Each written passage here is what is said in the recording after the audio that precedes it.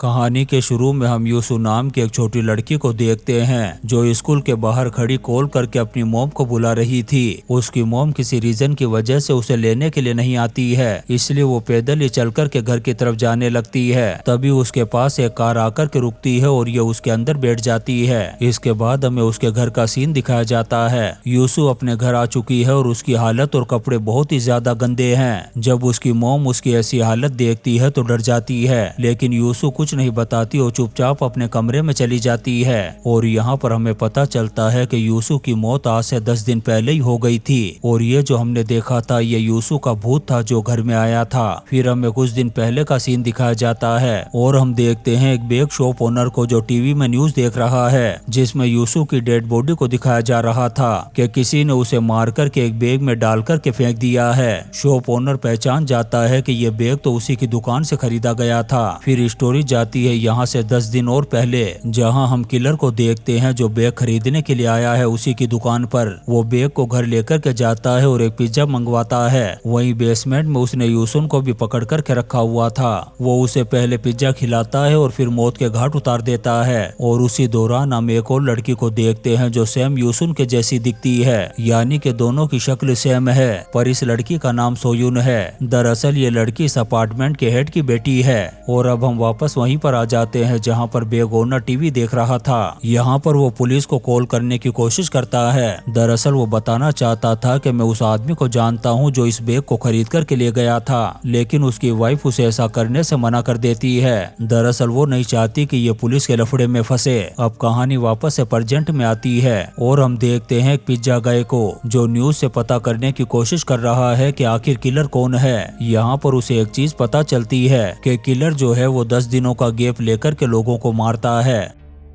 तभी इसे याद आता है कि एक घर है जहां से 10-10 दिनों का गैप लेकर के इसके पास पिज्जे का ऑर्डर आता है। ये सोच में पड़ जाता है कि कहीं वो तो किलर नहीं जो पिज्जा मंगवाता है। वहीं घर पर हम यूसुन की मॉम को देखते हैं जो बहुत ज्यादा डरी हुई थी क्योंकि आज यूसुन का भूत उसके घर पर आने वाला है। वहीं यूसुन के फादर को अपनी वाइफ पर बहुत ज्यादा गुस्सा आता है। उन्हें बिल्कुल भी यकीन नहीं है कि मरने के बाद भी कोई भूत बनकर के आ सकता है। फिर हम देखते हैं इसी बिल्डिंग में रहने वाले एक आदमी को जो मारपीट करके पैसे निकलवाने का काम करता है। असल में ये खतरनाक गुंडा है और पुलिस इसी पर डाउट करती है। इस गुंडे का नाम युकुमो है। ये उस किलर के घर जाता है और उसे अपनी कार हटाने के लिए कहता है क्योंकि किलर ने कार गलत जगह पार्क कर दी थी। उसी दौरान हम बिल्डिंग के गार्ड को देखते हैं जो ये पता करने की कोशिश कर रहा है कि बिल्डिंग के नीचे कूड़ा कौन फेंक करके जाता है। उसी कूड़े में उसे एक पर्ची मिलती है और ये उस पर्ची को लेकर के उस रूम तक पहुंच जाता है। दरअसल ये रूम उसी किलर का है और वो कूड़ा भी उसी किलर ने फेंका था। गार्ड उस किलर से कहता है कि मुझे शराब पिला दो, मैं तुम्हारी कंप्लेंट नहीं करूंगा, लेकिन किलर बिल्कुल भी अच्छे मूड में नहीं था इसलिए उसे यहाँ से जाने के लिए कहता है। गार्ड जब कूड़ा खोल करके देखता है तो उस कूड़े में से यूसुन की यूनिफॉर्म यानी ड्रेस बाहर निकल जाती है। ये देख कर के गार्ड समझ जाता है कि जरूर यूसुन को इसी ने मारा होगा। अब यहाँ पर किलर गार्ड को भी मार देता है क्योंकि उसे उसकी सच्चाई पता चल गई थी। यूसुन की मॉम सीढ़ियों के जरिए से ऊपर जा रही होती है, तभी उसे रेड रेड कुछ दिखता है। तभी किलर रेड वाइन की बोतल फोड़ करके दिखाता है कि ये खून नहीं बल्कि रेड वाइन है। वहीं ऑफिस में दूसरा गार्ड उस गार्ड को ढूंढ रहा है। उधर घर पर फिर से यूसुन का भूत आया हुआ था। फिर हमें उस रात का सीन दिखाया जाता है कि आखिर उस रात हुआ क्या था जब उसकी मॉम स्कूल उसे लेने के लिए नहीं आई थी और यूसुन उस किलर की कार में बैठी थी। तब वो किलर यूसुन को इसी बिल्डिंग में लेकर के आया था। जब वो ऊपर जाने लगी तो किलर ने कहा कि क्या तुम ये बैग पकड़ोगी, मुझे अपने घर का लॉक खोलना है।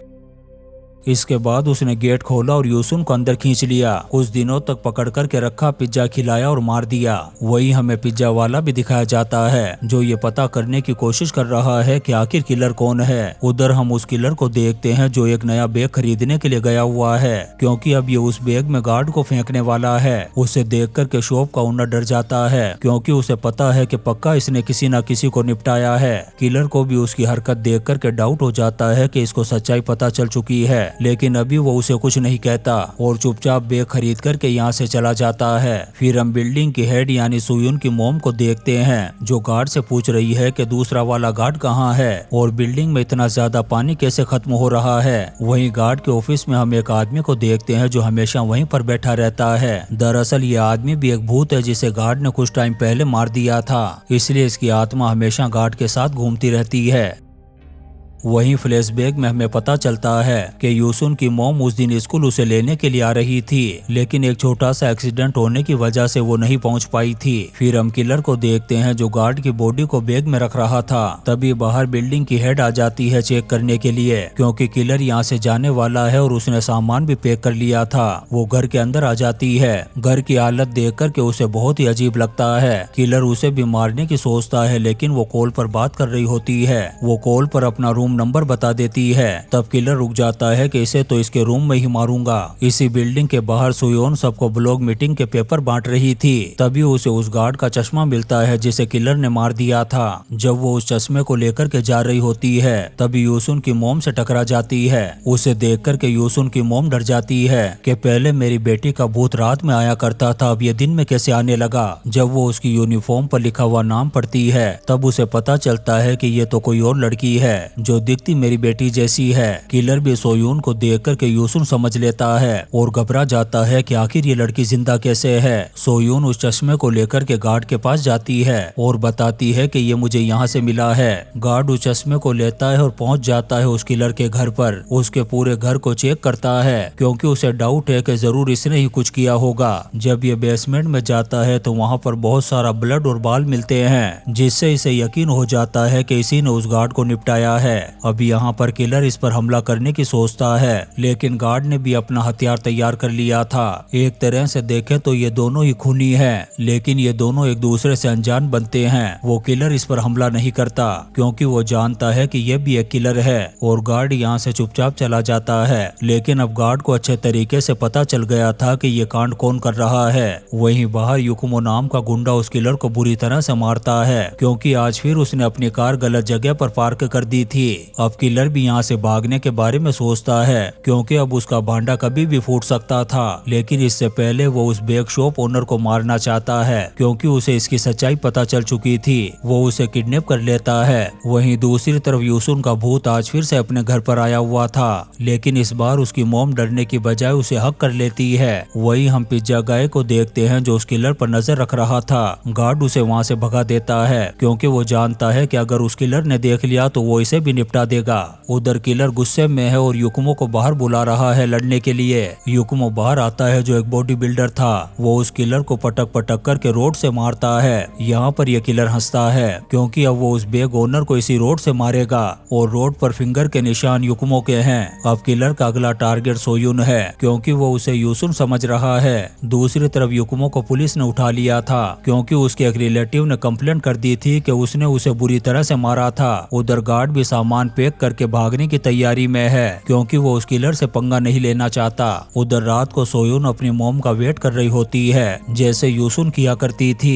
अब सोयून की मॉम तो नहीं आती, क्योंकि वो एक मीटिंग में बिजी थी, लेकिन यहाँ पर यूसुन की मॉम आ जाती है, क्योंकि वो अपनी बेटी को तो बचा नहीं पाई, इसलिए इसी को बचाना चाहती है। वहीं पर किलर भी आया हुआ है कार लेकर के सोयून को किडनैप करने के लिए। तभी पूरे शहर की लाइट अचानक से चली जाती है। युकुमो इस चीज का फायदा उठाता है और पुलिस स्टेशन से भाग जाता है, और यहाँ पर गार्ड न्यूज बिल्डिंग में आ गया है, क्योंकि उसे पता चल गया है कि किलर सोयून को मारने वाला है और वो उसे बचाना चाहता है। वो उसकी मॉम से पूछता है कि सोयून कहाँ पर है। तब वो कहती है कि वो अपने स्कूल में होगी। यहाँ पर गार्ड को पक्का यकीन हो जाता है कि अब तक किलर ने उसे उठा लिया होगा। उधर हम देखते हैं कि यूसुन की मॉम ने सोयून को बचा लिया है। उधर बेग ओनर ने अपने हाथों को खोल लिया था और वो पिज्जा गाय को कॉल कर देता है, क्योंकि ये दोनों पहले से ही एक दूसरे को जानते हैं। पिज्जा गाय बहुत तेजी से बिल्डिंग की तरफ दौड़ता है। थोड़ी देर में सभी लोग बिल्डिंग की तरफ आने लगते हैं। किलर भी बिल्डिंग में वापस आ चुका था। बस फिर क्या था, सभी लोग उसे पकड़ लेते हैं और बुरी तरह से धुलाई कर देते हैं। गार्ड जब बिल्डिंग में आता है तो वहाँ पर सोयून की बॉडी पड़ी थी, लेकिन बाद में पता चलता है कि ये बॉडी सोयून की नहीं, बल्कि उस गार्ड वाले भूत की थी जो उसके साथ रहा करता था,